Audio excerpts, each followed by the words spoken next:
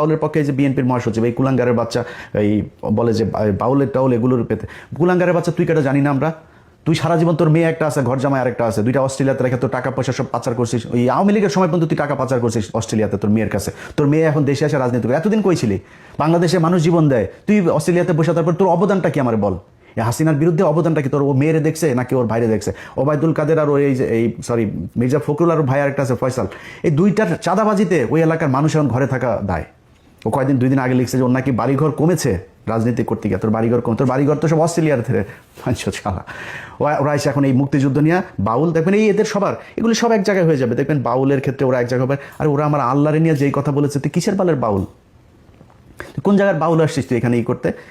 ওরা এই মুক্তিযুদ্ধকে নিয়ে ইসলামকে আলাদা করেছে, দাড়ি টুপিওয়ালা লোকজনকে বানিয়েছে রাজাকার, এরা হচ্ছে গিয়া দেশ বিরোধী। এটা বানিয়েছে ভারতের যেই ন্যারেটিভ সেটা এখানে প্রতিষ্ঠিত।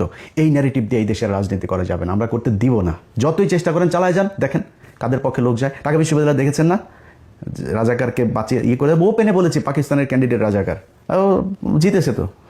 ওই সামনে নির্বাচনেও বেশি খেলা করতে আসবে না কোনো দল, আশা করি। এই মুক্তিযুদ্ধ নিয়ে আশা করি কেউ খেলা করবে না, আওয়ামী লীগ নাই যেহেতু, আর কেউ করবেও না আশা করি। সো যারা এই বাংলাদেশে এখন মুক্তিযুদ্ধের 32 নম্বরের বাউল, তারপরে এই যে চেতনায় বালচাল নিয়ে আসতে চাইবেন, ভাই কেউ পাত্তা পাবেন না। এগুলি বাংলাদেশের মানুষ। আমি বাংলাদেশের আপামর জনসাধারণের কাছে একটা প্রশ্ন করতে চাই, ভাই আমার কাছে আপনার মুক্তিযুদ্ধের ইতিহাস জানার দরকার নাই। বা আপনারে সিম্পল একটা কোশ্চেন করি, আপনি আপনার গ্রামে, আপনার থানায়, আপনার উপজেলায়, আপনার জেলায় গিয়ে খোঁজ নেবেন যে ভাই কতজন কার মাকে পাকিস্তানিরা লাগিয়ে গিয়েছে, আমার একটু জানায়েন ভাই প্লিজ। আমি যদি জানি যে হ্যাঁ পাকিস্তানের একজন তাকে ধর্ষণ করেছে, আমি একটু শুনতে চাই। একজন মানুষকে আমি পাইতে চাই যে এই মানুষটা কিনা করেছে। 2015 সাল 2071 সাল থেকে 2015 সালে এসে বীরাঙ্গনাদের খোঁজে তালিকা তৈরি শুরু হয়। সেই বীরাঙ্গনা তৈরি করতে গিয়ে আওয়ামী লীগ বিধবা, অসহায়, গৃহহারা, স্বামীহারা মানুষজনকে এক জায়গায় করে তারপরে তারা একটা বীরাঙ্গনার তালিকা তৈরি করেছে 530 জন সারা দেশে মিলে। সব কয়টা ভুয়া। এই যে অবস্থা। যাই হোক, এগুলি করে আমাদেরকে আলাদা করতে চেয়েছে। আমরা এখন গার্মেন্টস শিল্প আর আমাদের শ্রমিক শিল্প, এই যে প্রবাসে যে যারা স্বামী স্ত্রীকে ছাড়া থাকে 20 বছর 15 বছর, মাকে ছাড়া, সন্তানকে ছাড়া, বাবাকে ছাড়া মানবেতর জীবনযাপন করে, এরা বালের বীরের জাতি। দোচে তোদেরকে কেউ সারা দুনিয়ায়। তুই বাল জাতি 71 থেকে এই পর্যন্ত কি বালটা ফেলাইছিস? কেউ করে পাকিস্তান না খেয়ে থাকে, পাকিস্তান করে যা দেখিস। আমরা তো এনে থাকি পৃথিবীর সবচাইতে রেইনবো জাতির সাথে আমরা থাকি। এখানে আমরা জানি যে একটা বাঙালি এক জায়গায় গেলে তার কি, আর একটা পাকিস্তানি গেলে তার মিডল ইস্টে আমার বাংলাদেশের সবচেয়ে বেশি মানুষ থাকে। জিজ্ঞেস করি যায় যে একটা পাকিস্তানি একটা লোক সৌদিয়ানের কাছে কি, আর একটা বাংলাদেশের মানুষ কি। কুত্তার মতো দাম দেন আমাদেরকে, তোদের মতো বাঞ্চত মার্কা রাজনীতিবিদদের জন্য। আমরা আজকে এই কুত্তার জাতি হিসাবে সারা দুনিয়ার মধ্যে কিচ্ছু নাই, আমার কিচ্ছু নাই। এক পোশাক শ্রমিক বানায় মহিলাদেরকে এখানে ন্যাংটা করে কাজ করানো হচ্ছে, না আছে কোনো না আছে তাদের নিরাপত্তা, না শারীরিক নিরাপত্তা, মানসিক, আর্থিক, সামাজিক কোনো নিরাপত্তা নাই। রাস্তায় নামায় দেওয়া হয়েছে, এর নাম তাদের চেতনা। বাউলগিরি করে যে শালারা করে, ওই যে আমাদের চুয়াডাঙ্গার মেয়ে, আমাদের চুয়াডাঙ্গার সরোজগঞ্জের মেয়ে সালমা, সে বলেছে যে এগুলির ব্যাপারে খুব শান্টিং দিয়েছে। কয়েকজন বাউল নারী বলেছে এরা বেডে না গেলে এরা প্রোগ্রামে তাদেরকে অ্যাটেন্ড করতে দেয় না। সো খেলাধুলা ভাই সব একই জিনিস। ওই যে সবশেষে আপনাদেরকে একটা জিনিস শোনাই। গোপালগঞ্জে গিয়েছিল আমাদের একজন হেলেনা নামে এক চার দোকানদারকে আপনার বীরাঙ্গনা বানানো হয়েছে। সেই বীরাঙ্গনাকে আপনার গোপালগঞ্জের আওয়ামী লীগের নেতারা ঢাকায় এনে কি করে তারপরে তাকে বীরাঙ্গনার তালিকায় নাম ঢুকিয়েছে, তার কাছ থেকে শুনেন। হেলেনা ওই যে মুক্তিযোদ্ধার চার দোকানদার যে মহিলা, ও কি বীরাঙ্গনা নাকি? 71 সালে জন্ম হয়তোনি। ওরে বানাই রাখছে কয়জন নেতারা ওরে ঢাকা নিয়ে খেলাই টেলাইয়া ওই করছে, বানাইছে নেতারা এরকম মরছে ঢাকা নিয়ে। আরে ও তো আইডি কার্ড দিয়ে হয়েছে জন্ম স্বাধীন করে পয়সা তুই যাওয়া আমাকে লাভ নাই, খালি খালি আমরা একটা করে দেওয়ানে অফিসে উল্টোই ফেলাই দেয়। তখন আগে কোনো হাত নাই, অরিজিনাল মুক্তিযোদ্ধাকে কোনো ইয়ে নাই। আসলে ওই যে মহিলার কথা বলেন, ওটা আমি আগে পরে চিনি না। মানে 71-এ যে যুদ্ধ নিয়ে আমাদেরকে যা দেখাইলেন, আমরা ব্যাপক উত্তেজনাশীল চেতনাধারী এক জাতিতে পরিণত হইলাম। সেই জাতিকে আপনি বুঝাইলেন 2 লাখ মানুষকে করার। তো আমরা প্রথমে গেলাম মন্ত্রণালয়ে একটু খোঁজ নিতে, যে মন্ত্রণালয়ে তো নিশ্চয়ই সেই 2 লাখে না থাকে, 1 লাখে তো থাকবে না, 50,000, 5,000, 1,000 তো থাকার কথা। মন্ত্রণালয়ের কাছে তালিকায় নাম আছে মাত্র 530 জন। কোনো সমস্যা নেই ভাই, 530 জনও ইটস হিউজ। আমি এটাও যদি 530 জন যদি ধর্ষণের শিকার হয়ে থাকে, আমি সেটার বিচার চাই, সেটাকে আমি ব্যাপক ন্যাক্কারজনক হিসাবে দেখতে চাই। এই 513 জনের মধ্যে 30 জনের মধ্যে আমি গেলাম আমরা অনুসন্ধান করতে। এর মধ্যে ঢাকা বিভাগটা দিয়ে আমরা শুরু করলাম। তো মন্ত্রণালয়ের হিসাব অনুযায়ী ঢাকা বিভাগে ধর্ষিত হয়েছেন হলো 69 জন। এই 69 জনের পেছনে খোঁজ নিতে গিয়া ভাই যা দেখলাম, আইরে ভাই পাকিস্তানের মিলিটারিরা এত ধর্ষণ করে গেল। এই 69 জনের মধ্যে কারোর গ্রামই নাই, মানুষের নাম দেওয়া হয়েছে এই ঢাকার কেরানীগঞ্জে, গ্রাম নাম দেওয়া হয়েছে, সেই গ্রাম বলে কোনো গ্রামই নাই, কেউ মানুষ নাই, সেই নামের কোনো মানুষ ওই এলাকায় নাই।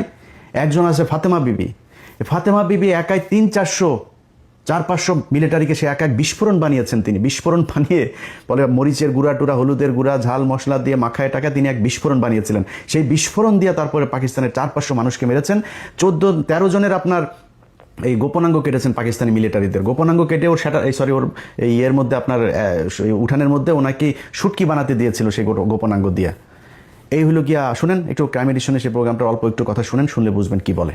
একটা পাঁচফোড়ন তৈরি করলাম, কিছু ছাই, তামুকের ফাঁকি, মরিচের ফাঁকি দিয়ে ছোট্ট ছোট্ট করে গোল্লা বানাইয়া এক একজনের হাতে দিতাম। অনেক মানুষ ছিল, এদেরকে হাতে দিতাম, ওরা গাছের গায়ে গায়ে থাকতো।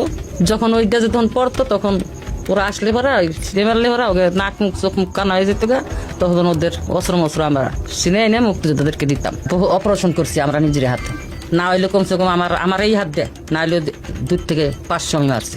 আমি 11 জনের জীবিত অবস্থায় তাদের পুরুষঙ্গ কেটে লেছিলাম কাঁচি দিয়া, বব কাঁচি দিয়ে কাইটটা আমি টাকি মাছের মতন শুটকি দিছিলাম। এই হইল কি আমাদের মুক্তিযুদ্ধের ধর্ষিতাদের অবস্থা।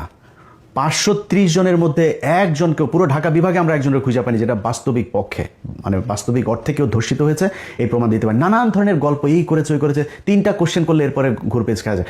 আমার 4-5টা ভাইকে, আপনার 4 ভাই আর 1 বোনকে মারা হয়েছে 71 সালে। সেই 4 ভাইয়ের নাম বলতে বললে একবার এক ভাইদের নাম বলে।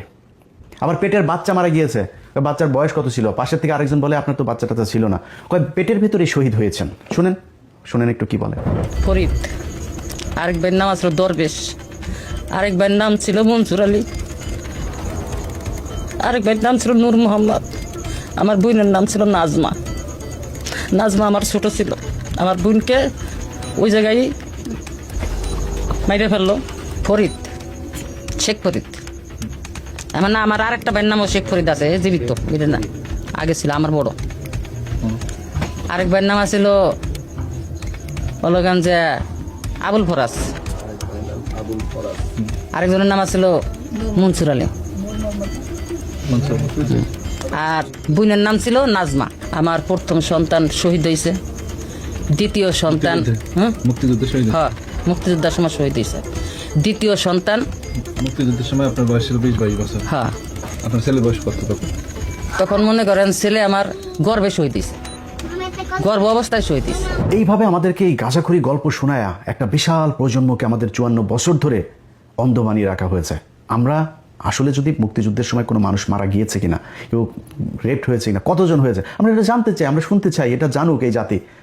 কেউ জানে নাই। মুজিব এই শালায় ওর এক কমিশন গঠন করেছিল, আচ্ছা খোঁজ নিয়ে তো দেখ কয়জন মারা গিয়েছিল। সারা দেশে মিলা ওরা এই মুক্তিযুদ্ধের সময় নিহত মানুষ পেয়েছিল হইল 33 জন। এই 33 জন পাওয়ার পরে আর খুঁজে পায় না, কয় তাহলে বাদ দে, এটা নিয়ে আর আলাপ দরকার নাই। এরপরে আর কেউ সেই আলাপে যায়নি, সবাই এটা নিয়ে রাজনীতি করেছে। ভাই 530 জন যদি ধর্ষিত হয়ে থাকে, এটা আমি মনে করি যে ব্যাপক মানবতা বিরোধী অপরাধ। এটার সাথে যে জড়িত ছিল মারা তো যাইতে হবে। একটা 68,000 গ্রাম দিয়ে যদি আপনি 2 লাখের ভাগ করেন 2.90, প্রায় 3 জন করে পড়ে। এই 3 জন করে আপনার গ্রামে আছে, আপনার জেলায় আছে, আপনার বিভাগে আছে। কারোর কাছে শুনেছেন যে কারোর বিভাগে আছে? কেউ বলতে পারবেন যে কার মা বোন রে, আওয়ামী লীগের কারো মা বোন রে যদি নাকি পাকিস্তানিরা লাগায় যায়, তোরা তালিকাটা আমার কাছে দিস, আমরা খোঁজ খবর নিব, নিয়ে তারপর দেখবো তোর মা বোনদের ভ্যাজাইনাল চেক আপ টেকআপ করায় তারপরে নিয়ে আসবো না, দেখবো না কি হয়। এটা করে কি করা হয়েছে, পাকিস্তানিদের সাথে আমাদের একটা বিরাট দূরত্ব তৈরি করা হয়েছে।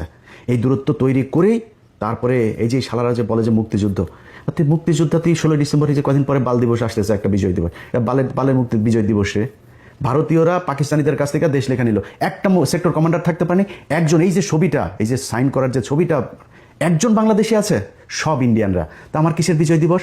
এরপরে ইন্ডিয়ান মিলিটারিরা এই এসে আমাদের দেশের সব কল কারখানা যা যা আছে সব কিছু নিয়ে গেল। আজকে আমরা বলি না যে আমাদেরকে ব্যাপকভাবে বঞ্চিত করা হয়েছে, উনি পশ্চিম পাকিস্তান পূর্ব পাকিস্তান থেকে সব নিয়ে যেত, পূর্ব পাকিস্তানে কিচ্ছু করা হয় নাই। ভাই ইতিহাস যা গিয়েছে সব বাদ দেন, কয়জন ধর্ষণ হয়েছে বাদ দেন, মুক্তিযোদ্ধা কয়জন ছিল আর নিহত কয়জন হয়েছে সব বাদ দেন, ওগুলি পাস্ট। আপনি বর্তমান নিয়ে করতে চান, আপনি দেখবেন যে পাকিস্তানের এই যখন কিনা আমাদের 1971 আগ পর্যন্ত যখন একসাথে ছিলাম, তখন পর্যন্ত আমাদের দেশে কী কী মিল কলকারখানা কী কী হয়েছে, হসপিটাল, স্কুল, কলেজ যা যা হয়েছে, এটা তো এখন আছে, তাই না? আমরা গুগলে সার্চ দিলে পাবো না? আচ্ছা ভাই, আপনি কি জানেন যে এই যে বুয়েট, কারা করেছে জানেন? এই যে বঙ্গবন্ধু শেখ মুজিব মেডিকেল কলেজ 1965 সালে এটা করা, সেখান থেকে এসে তারপরে আপনার এটার নাম দিয়েছে 1998 সালে এটা নাম পরিবর্তন করে তারপরে আওয়ামী লীগ এটা করেছে। BUET, KUET, RUET, CUET, Chittagong medical, sir Salimullah medical, Rangpur medical, Mymensingh medical, যত রাজশাহী মেডিকেল, রাজশাহী ইউনিভার্সিটি। আরে ভাই, যুদ্ধের ঠিক 1 বছর আগে 1970 সালে জাহাঙ্গীরনগরটা দিয়ে গিয়েছে। মিল কলকারখানার নাম শুনবেন, Adamjee jute mill, Dhaka jute mills limited, Amin jute mills limited, Khulna jute mills, Karnaphuli rayon mill, Pragati industries, Kaptai জলবিদ্যুৎ, Chandraghona paper mill, Ispahani cotton mills, Khulna newsprint, Chittagong dry dock, eastern refinery limited, যা যা আছে এগুলো সব পাকিস্তান করে দিয়ে গিয়েছে। আপনি জানেন এই যে কমলাপুরটা আছে না, আমাদের বিশাল সুন্দর এক কমলাপুর পাকিস্তান করে দিয়েছে। যে জাতীয় সংসদ ভবনটা আছে না, এই সংসদ ভবনটা এই পাকিস্তান তারপরে করে দিয়ে গিয়েছে এই দেশে। আপনি আমারে বলেন 1971 সালের পর থেকে ঢাকা মেডিকেল 1921 সালে প্রতিষ্ঠিত, কিন্তু এটার বেশিরভাগ যে বিভাগগুলো আছে, ঢাকা মেডিকেলটা ব্রিটিশ আমলে করে দেয়া, এইটার যত মানে এই এক্সটেনশন সব পাকিস্তান আমলে করা হয়েছে। এখন এই যে ঢাকা মেডিকেলে আপনি যুদ্ধ হয়েছে না 1971 সালে, আগে এটার বলা হতো প্রাচ্যের অক্সফোর্ড। সেই প্রাচ্যের অক্সফোর্ড 1971 সালের পর থেকে এটার এক্সটেনশন কি হয়েছে জানেন? 1974 সালে চারুকলা একাডেমি অনুষদ। চারুকলা এক অনুষদ ছাড়া এই ঢাকা মেডিকেলে, ঢাকা বিশ্ববিদ্যালয়ের যা যা আছে সব কিছু অধপতন হয়েছে। একটা মিল কলকারখানা বলেন তো, কোন মিল কলকারখানা আমাদের এই দেশে হয়েছে 1971 সালের পরে? গার্মেন্টস হয়েছে। আমাদের দেশের নারীদেরকে সব ন্যাংটা করে তারপরে রাস্তায় নামাইছেন, সারাদিন না খায় থাকে, না খেয়ে থেকে তারপরে সেখানে প্রতি মাসে 5,000, 7,000, 10,000, 15,000 বেতন পায়। মাস শেষে পুষ্টিতে ভোগে, বিয়ে হয় না, বাচ্চা হয় না, টিনের চালার ভিতরে এক এক ঘরের ভিতরে গাদাগাদি করে 8জন 10জন থাকে। সকালে ভোরে থালাবাটি নিয়ে তারপরে যায়, রাত 8টা 9টার সময় আসে। যেগুলি একটু সুন্দরী তাদেরকে গার্মেন্টস মালিক ওই সুপারভাইজার টাইজারেরা করে কোনটা খায়। এই হচ্ছে আমাদের দেশের উন্নতি। আরেকটা উন্নতি কি হয়েছে, আমরা বিদেশে লোক পাঠাই, যেটা দিয়ে এখন দেশটা টিকে আছে। এর বাইরে পাকিস্তান যাওয়ার পরে বাংলাদেশের মিনিমাম কোনো ধরনের কোনো উন্নয়ন হয় নাই। আজকে এই যে আমাদের স্মার্টা যেসব নারীরা আছে না, যারা পাকিস্তানের বলে পাকিস্তান, ওরা কি ইউটিউবে সার্চ দিয়ে দেখেন পাকিস্তানের, আর ওরা পাকিস্তানের নারীরা সারাদিন ওরা মনে হয় যেন যদি পাকিস্তান নিয়ে কিছু বলে, মানে ওইখানে কয়েকটা বোম টোম পরে আছে, মসজিদের ভেতরে মুসল্লিরা নামাজ পড়ে, মেয়েরা সব একদম বুরকা টুরকা পরে হয়ে থাকে। পাকিস্তানে গিয়ে দেখেছেন কোনোদিন? ইউটিউবে দেখেন। জীবনের ইচ্ছা আছে পাকিস্তানে যাবো, ইনশাল্লাহ সৌদিতে যাবো আর পাকিস্তানে, 2 জায়গায় যাওয়ার খুব ইচ্ছা আছে, স্বপ্ন আছে, যাবো। সেখানে ইউটিউবের মধ্যে ঘুরলে তারপরে দেখা যায়। আর ভাই ইসলামাবাদের হাইওয়েগুলি দেখছিস ইউটিউবে, ওটা কি আমেরিকা না এই পাকিস্তান এটা বোঝা যায় না। পাকিস্তান এমন কোনো জিনিস আছে যেটা কিনা তারা বিদেশ থেকে রপ্তানি করা লাগে, সব নিজেরা তৈরি করে। এই 2 দিন আগে ব্যালিস্টিক মিসাইল তারা করেছে, উৎক্ষেপণ করেছে। কি করে নাই তারা? মোটর সাইকেল, গাড়ি থেকে শুরু করে সব উৎপাদন করে। চিকিৎসা, তাদের চিকিৎসা খাতের অবস্থা জানেন? তাদের সাথে এখন আমাদের ব্যারিকেড তৈরি করে রাখা হয়েছে।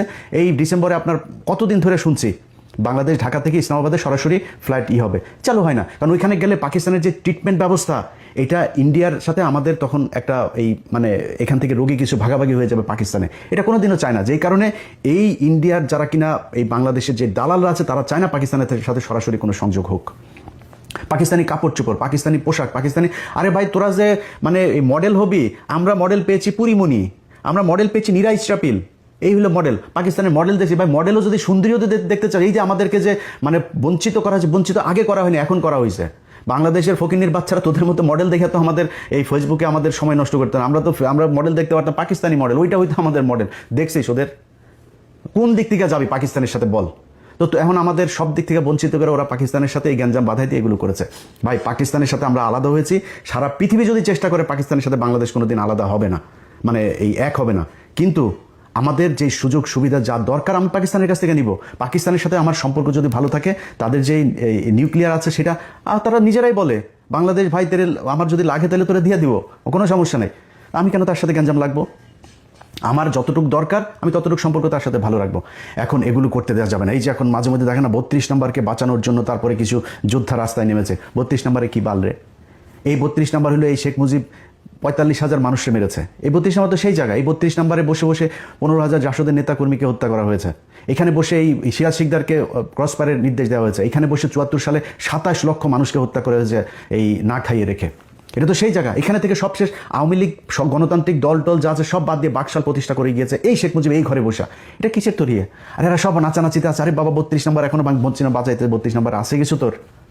32 নম্বরে যা কিছু আছে ওই জায়গায়। আর এই দিন যেটা হয়েছে এটা তো আমরা ভেলকি দেখিয়েছি। এইটা নিয়ে সবাই ব্যস্ত রাখবো, দিক থেকে রায় হয়ে যাবে। তোরা সারা দেশে কিসের ভেলকি দেখাবি? ভেলকি 32 নম্বরে কেন্দ্র করে তারপরে হয়েছে। সো এত উত্তেজনার কিছু নাই।